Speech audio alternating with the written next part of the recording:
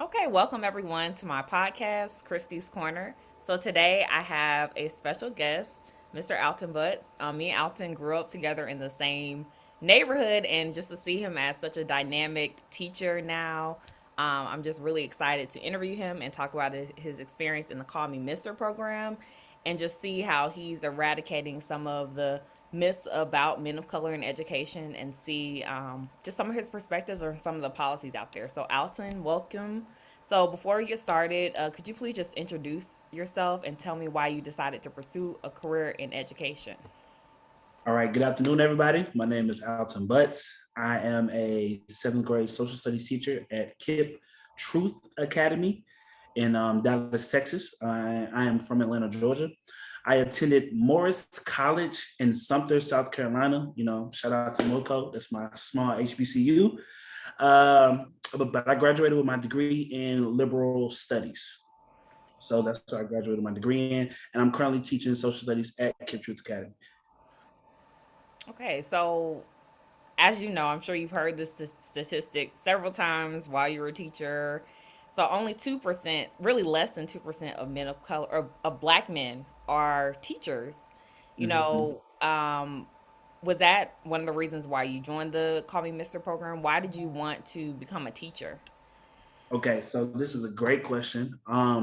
As you know, I'm a product of Fulton County Schools.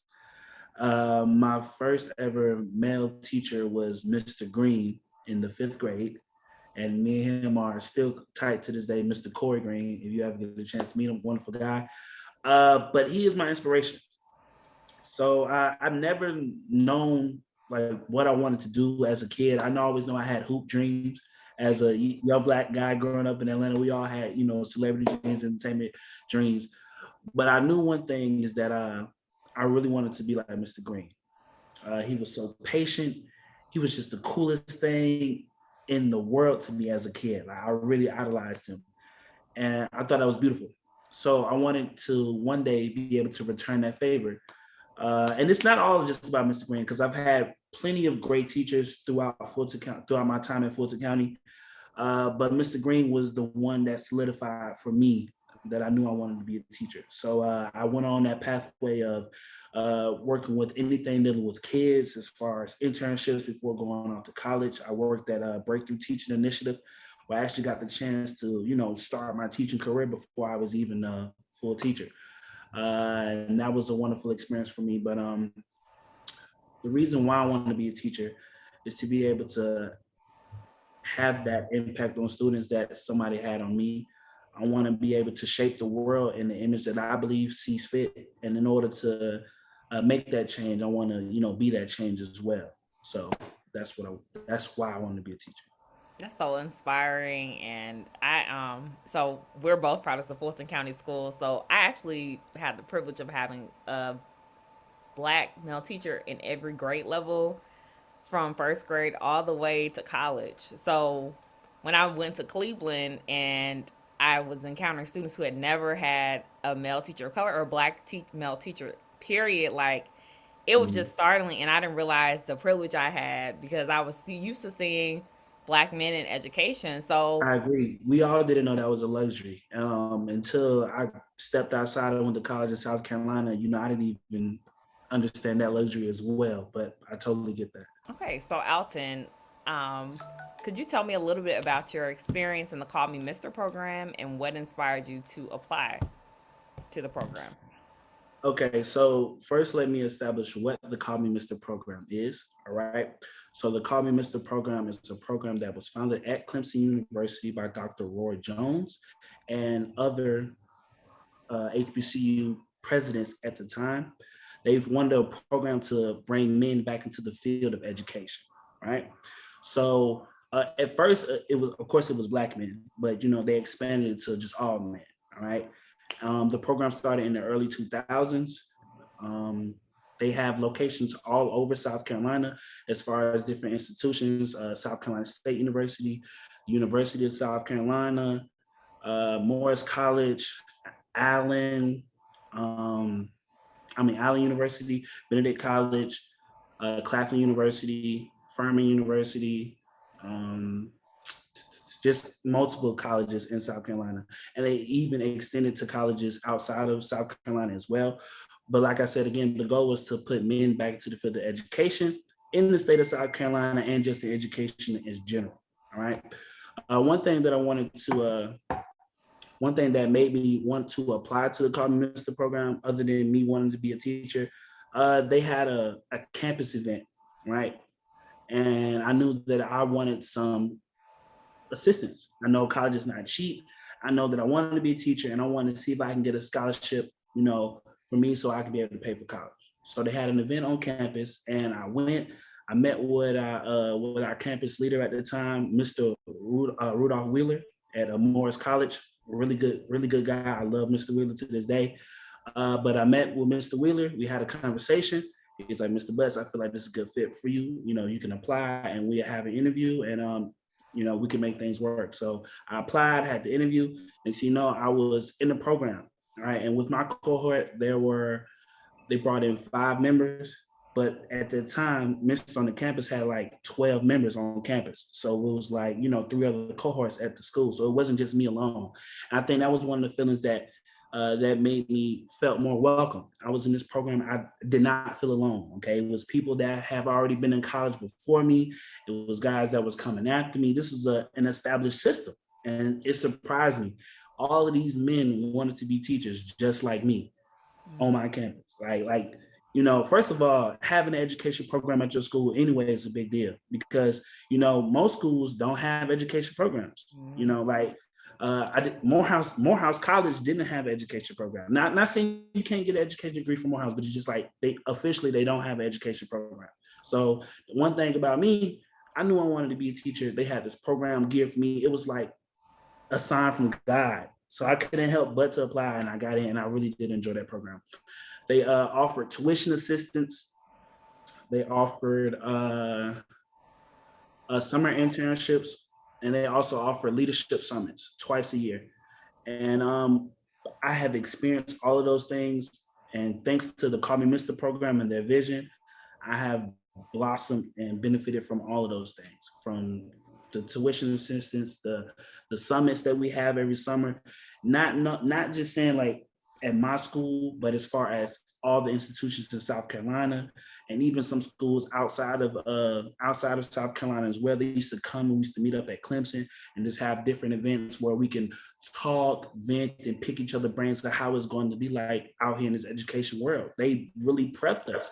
It was more like a brotherhood. And I felt so good to be a part of this program. I really enjoyed it. And I wish that more students knew about this program as well. So, Alton, you mentioned something about the sense of community in the program. Now, being a teacher, and how long have you been teaching? This is my first year officially, and this is also like my second year unofficially. Okay, got it. Last year I worked as a para, so I was like Oh, you worked assisting your in way up. class. Yeah, I I got know. my own Shout class. out to Paris because they do the hard work. Shout out to So, Paris. like you talked about community building and building a network. So, when there are groups and institutions set up for you to succeed, it's easier. I don't like using the word easy, but it provides more opportunity to be able to network. But if you are in a building where you're the only teacher, male teacher of color or black man in your building, how do you find a way to build community that way? I don't know if that's your experience currently, but Yeah. how, like with a limited amount of black male teachers in a building, how do you still build that sense of community so you won't feel isolated? Okay. So one thing I can say that being open, okay, being open to critiques, open to feedback, that helps me build my community because people realize that I'm easy to talk to and I'm very approachable. But without without my prior skills of going to these different programs, going to these different events, I would feel alone. Okay. But necessarily at my school, I don't feel alone. I am fortunate enough to work with a community that is extremely diverse, and they also have male teachers in the building as well with me at my school. So I'm definitely happy about that as well. But I have been in ways where I have been the only male sometimes, especially with me interning and being the only para. I have been in predicaments where I have been like the only black guy, you know. Uh, but it's a calmness at the same time. Like I know that I'm here for a reason. And I know that my purpose is to make sure that the students grow. So I think going into education, you have to have an understanding of purpose and belonging. And with programs like the Call Me Mr. program or any other programs that schools may put together for teachers of color or for male teachers, that will help us, you know, giving us a place to vent, giving us a place where we have access to different resources. You know, I feel like those programs will help us as well. Absolutely. And you hit on so many great points. So I wanted to talk about your current teaching experience. Like, although you were in your are in your first year, I'm sure you've experienced a variety of different experiences. What are some Mm. of the core differences in the education system in Texas and the system you experienced growing up in Atlanta, Georgia? Okay, so one of the major differences that I noticed between Georgia and Texas is that they have rules and regulations in place where they limit certain things as far as like education, and we can discuss that they just signed over. You know that bill in Texas, Oh, where as far as like regarding critical race theory. regarding critical race theory, right? Okay. Uh, and you know, we didn't. I don't know if they signed a law in Georgia yet, but they at the time they didn't. So that was one of the major things that we had. But we had a conversation with our staff as a total. They was like, you know, even though we have these laws in place, you know, what's understood doesn't necessarily have to be explained. You know, about certain things that you can discuss with your students because we want to build a open, honest rapport. All right. Now, if it's anything as far as like videos and stuff like that, you know, you get permission to show that. But as far as like dialogue and conversations, if a student brings it up, then we by all means go to that. But the major difference is that beside the major difference between Texas and Georgia, besides the laws, is mostly the requirements of becoming a teacher. I noticed that that's a totally different thing. So Texas requires a little bit more, and it's also separate because you know in Georgia you have to take the GACE, in Texas you have to take your own test too to make sure you get your certifications. Uh, but the difference, another difference that I would like to add that I noticed is that the I feel like in Georgia that the I'm sorry, I feel like in Georgia that the school system is more monitored. It's like heavy focused and data based. Where as far as Texas, you do have a little leeway, but they still monitor you as well. They do have you know your deadlines or reminders that you have to meet. But I just feel like in Georgia, it's more structured and more like monitored and focused on data points. That's all. A lot of things, a lot of school is data driven. You know, they rely on test scores and things like that. So I just feel like the whole Georgia being more monitored and heavily like, you know, focused on your test scores because you know the past events that they had at APS and Georgia stuff like that, you know, they do not play about test scores in Georgia or Texas, but it's more stricter in Georgia. Absolutely. And I wanted to talk a little bit about critical race theory. That's something like kind of a hot topic in our classes, like about specifically about social studies teachers. Like, how can you teach about history without discussing race? Like, it's nearly impossible. So, as a first year teacher, what has your experience been like since this bill was recently passed? And how do you ensure that your students still are being taught the truth, but also how do you make sure that you're following policy as well? Okay, so one thing I want to establish is that I do talk to my instructional coach a lot. All right. He is very wise and I do appreciate the help that I get from my instructional coach. Two, I try not to prior, uh, I'm sorry, I try not to steer away from conversations that students want to have. All right. Now, if I have an answer, which 9 times out of 10 I do, I make sure I answer truthfully with my students because I want them to know the experience and I try to relate it to the real world. Because me sitting up here talking, which I can do for hours and hours, is not going to help unless they relate to it, right? Yeah. So I try to make real world connections as well. Now, when students have questions that involves like certain topics that deal with race, okay, I take a pause. First of all, I take it in. Let me just sit back. I take it in, you know, breathe, ask them to repeat the question, and then I answer them I answer the question as truthful as possible, and then I always finish off my statements with "look it up." Like you can do your own research, apply your own meaning to it. Tell me what you find, because our students ask a lot of questions, right? And in social studies, you have to ask a lot of questions because you can't just remember everything off the top of your head, right? So when Hmm. you ask these questions, I give them a short answer, and if they want more, if they ask for more, then that's when I give them the look it up, okay, and then we can have a dialogue about that another day. I really want my class to be my classroom is not quiet at all. I try to encourage my students to talk as much as they can. I think that's one of my greatest accomplishments this year, as far as starting. Like instead of getting students to be comfortable enough to get answers wrong, getting students comfortable enough to have a dialogue with me about how they feel about certain conversations and certain topics, right? Because my demographics of students are I want to say 60% Hispanic or non-English learners, and then it's 40% African American. So that's how the demographics of my school look. So we all relate in some type of way, and we all have different cultural experiences. So one thing that I want to make sure that I encourage my students to speak freely, ask as many questions, and especially on with certain topics dealing with things that happen in history, we can have that dialogue as long as you're ready for it. If you guys ready to ask questions, I got you. I'm an open book. We can answer, and also remember, you can look it up and do your own research as well.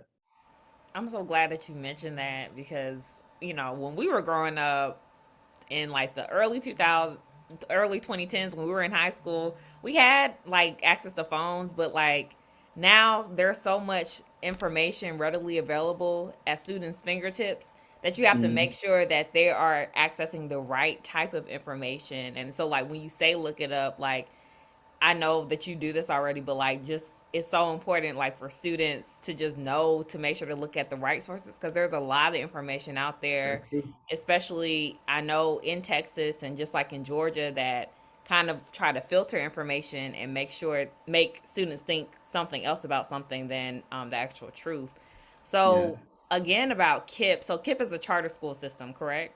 Yes, it's a charter school. So, does KIPP have any specific programs to support Black men in education, or have you been have you kind of created your own support systems? Okay. So unofficially, as far as I know, in Texas, in KIPP, Texas, and in my institution in KIPP, Texas, unofficially, we don't have nothing specifically geared towards Black men, right? Just for that answer. Towards Black men, unofficially, no. However, we do have systems for first year teachers, like iron sharpens iron. We do have mentoring programs, and we also have that access to our, principals and coaches and things like that. So if we want to build a sense of community for ourselves, we have that opportunity to build that system of community for ourselves, right? But is there a formal structure specifically geared towards Black men at my school? Not necessarily.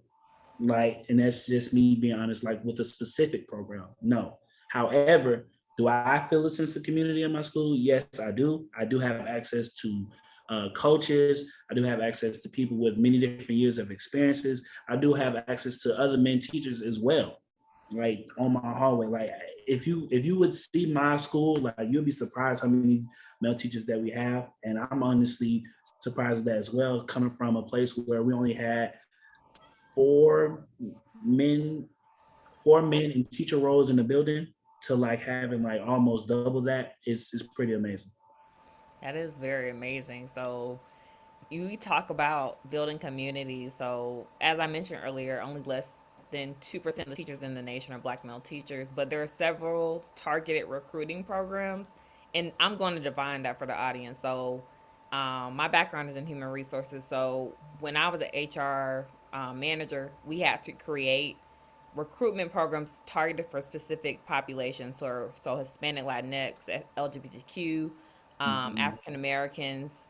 So there have been several national initiatives to create more targeted recruiting programs for men of color. A lot of this came for the My Brother's Keeper initiative with President Obama, which was initially for creating mentorships for young Black boys with Black men, but kind of to diversify it more. A lot of school districts, instead of just focusing on Black men, they've kind of expanded to men of color.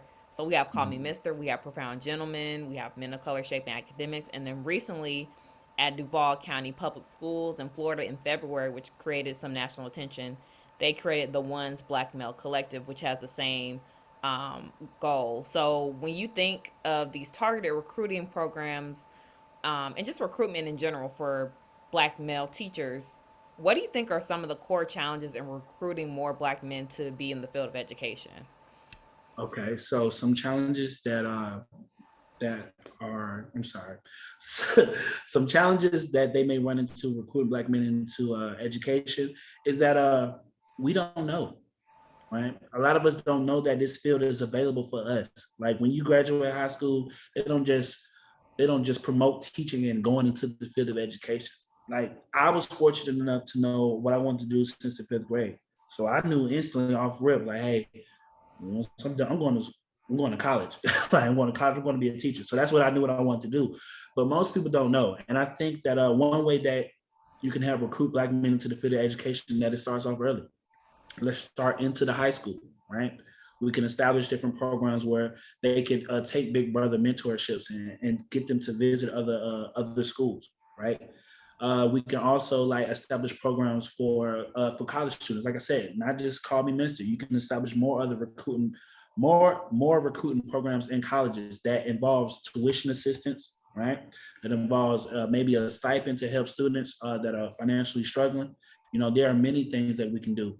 One thing else to help recruitment into the field of education is that specifically like, you know, promoting education and leadership.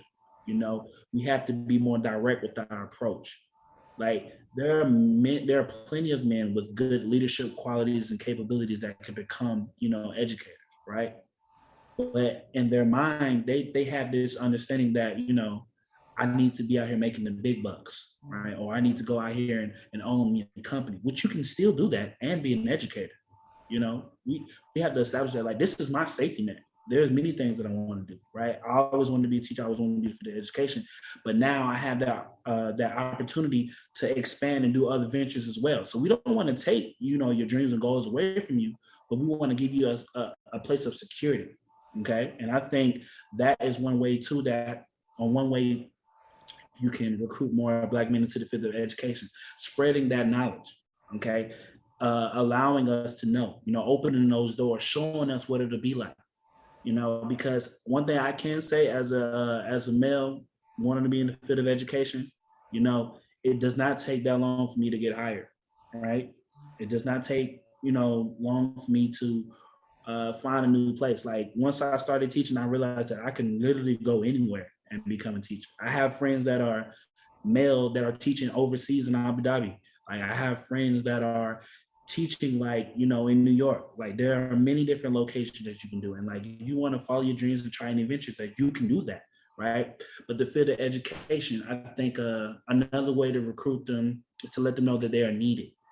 As a man, we have this thing that we want to protect and provide, right? We have this whole pride thing, this built up testosterone thing that we want to do that.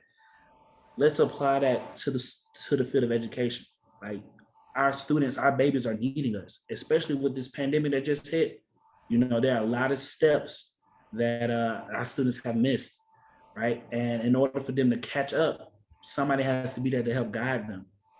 Okay, because you know there's some people that are not fortunate enough to attend Fulton County schools like us, right? To get that love and that nurture that we got. All right.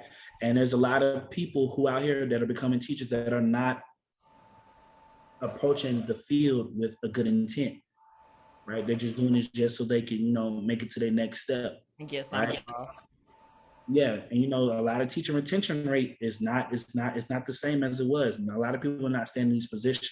Okay, I feel like whether it's a coach, whether it's a teacher, an administrator, you know, us as Black men, we need to know that these positions are out here for us, right? In my head, if I would have known I could have been a coach a long time ago, I would have been like, man, let me go figure a way I can get into the school system, right? Because one thing about me, I know that I always enjoyed school as a kid, so I wanted to make sure that I still keep this lifestyle as I go. But as far as recruiting, there are many different ways that you can recruit. Like I said, let's start off with giving out the knowledge, letting us know that this field is out here for men as well as women. You don't have to be subjected to these, top jobs, okay? And also, you don't have to just be subjected to education. You can grow and move on to other ventures, okay? But there's nothing wrong with a good start here. Another thing that can keep and bring Black men to education, again, like I said, incentives, paying off student debts. Maybe that can help. All right, or paying for certifications to allow them to get leadership positions. That's just something that can help us as well. But there are many a multitude of things that can help recruit Black men. I feel like the best way possible is to be direct. Ask for help and just like incentivize as much as you can as you go through. Awesome. And then I have two more questions. So you pretty much hit on the benefits of targeted recruitment programs, so I don't need to ask that. But do you aspire to go into administration, or do you want to stay in the classroom? I know it's only your first year, but like, but you seem pretty goal oriented. Have you thought about that? Yeah. So on a small level, I have thought about becoming an instructional coach, just so I can still have that autonomy to be next to the classroom, right? But I do plan on seeing myself as an administrator or working on the county level for being an advocate for students on the state level. So that's something that I do want to do as well. That's really awesome. And I think the more we tell people about the different possibilities in education, like it's not just limited to the classroom. In fact, a lot of the decisions are made outside the classroom about what our teachers are allowed to teach and what our students learn. So I think it's important to have those avenues, but I also think it's important that we do have um, male teachers of color, black male teachers in the classroom as well, because a lot of times what I see from a hiring perspective is that we have black male teachers who enter the classroom, but they want to get out quickly and they don't want to Mhm. stay there. They want to go immediately into administration, which we do need more administrators because there are not a lot of black male administrators either. But I think it's also equally important to have them in the classroom just for that visibility, and also we could just see them as instructional leaders. Agreed. And like what the key part about that is the visibility as well. Because like I said, for me, it just only took one teacher for me. So I was blessed, like Mr. Green, that's my dog to this day. If I need to call him, I can call him right now. But the visibility portion is essential. Um, it's just like it's something about, from my personal experience, it's just something about being seen as a leader, or being seen as somebody that you don't want to disappoint, being seen as somebody who cares about you, that safety net for students, because our students see a lot at home and you want to make sure that you're something different as soon as they come into the classroom. So, but I do agree, like we do need more Black men teachers. We do need more Black men in the field of education in general, whether it's a teacher on an administrative level, whatever. Yeah. So my last question has to deal with COVID. So how has it been experiencing being a teacher in a COVID environment, especially in a state that is starting to lift mask mandates? I don't know if they've already been lifted, but Yeah, they how have. they have. So, in terms of your safety and the safety of your students, how do you balance that? And how do you? I know a lot of teachers have quit being Yeah, an educator because it's just such a I have to. hard environment. It's hard. It is. It is. Um, so me being religious as I am, one thing I do every day is that I pray. Uh, Number two, I understand that we don't have a mask mandate. I still personally prefer to wear a mask. I have been vaccinated. I have had my booster, all of that, and I have caught COVID. So a lot of this is it's a different twist, because when you're in school you're just learning how to teach in person and everything, and like being present and getting students to listen to you. And then the pandemic hit. Now we got to learn how to teach off Skype and Zoom and what's it, not Microsoft Microsoft Office, Teams. Teams. First of all, I love Teams. Shout out to Teams. I love Teams. So Try to get a but job at Microsoft. Man, my interview was like it was this. I had an interview on Zoom. So but yes, so that is one of the biggest things. Have I been concerned about my safety? Yes, I'm sure, but that's just natural, right? But I've been more determined than ever to make sure that I'm in position for my students to win because it's not all about me. I do recognize that I do still take my precautions as well. I prefer to wear my mask. I still prefer to wear my to get my 6 feet or as much as space as I can because when you're teaching, and then my students this year has all been in like has been in person since day one, you know. So like I didn't, it wasn't no like everybody was being face to face. And then when I was in Georgia last year, when I was being a pair, we started off online, so I had a few students offline, and then they gradually brought them back in person. But this year in Texas, it was like, no, they won. We all face to face. We got to get this popping. So it has been worrisome, but like I said, I still take my precautions. I'm not afraid per se, but I just want to make sure that my students are doing well and that I am, doing my best part is so they can get the more effective teacher out of me. It has been a struggle learning how to operate with these different technologies, but these different resources that I have gotten from coaches and people in the past has helped me propel my education and my not my education, my philosophy and my reach further. Right, because like I'm able to do it now. Whatever you need, I can give you at home. I got you. It's nothing. We can still get this work, these lessons done to this day. Like I got the technology, I got the lesson plans for it. It's nothing for us that I can't reach you by. So I love it. I do love the different technology and uses that we get to use. The pandemic has been tough, but I'm making it. I'm making it do. I'm making it do. And I'm so glad that you are. So that closes our interview. Do you have any closing statements or thoughts you would like to share with the audience before we end? Uh, One thing I would like to add, you guys, please, please, please, please make sure you put your students first. They all experience different things at home, and it's okay for them not to understand or for you not to understand how to reach them, but just make that effort. As far as the men that are able to see this, we need you in the field of education, man. If you ever think about it, take that leap of faith. It is okay. It's probably one of the best decisions that I have made. Yes, it is tough. However, you can make it as easy as you. Education is what you make it, so you can make a difference as far as you can. I do want to acknowledge the Call Me Mister program. Shout out to you guys. Thank you for the blessings that you guys have helped me out with. Also, shout out to my college, Morris College in Sumter, South Carolina. And yes, that's it for me. One last thing. Yo to the Nukes, man. Shout out Captain Applestein. You already know what's going on. Thank you so much, Alton. This was such a fun interview, and I learned so much about Call Me Mister and just your experience as a teacher. You're closing in on your first year, so congratulations to you. Again, Thank you. this has been a great episode of Christy's Corner. Thank you so much for joining me, and I hope to see you all again. Sign with sincerity. Thank you so much. All right, thank you.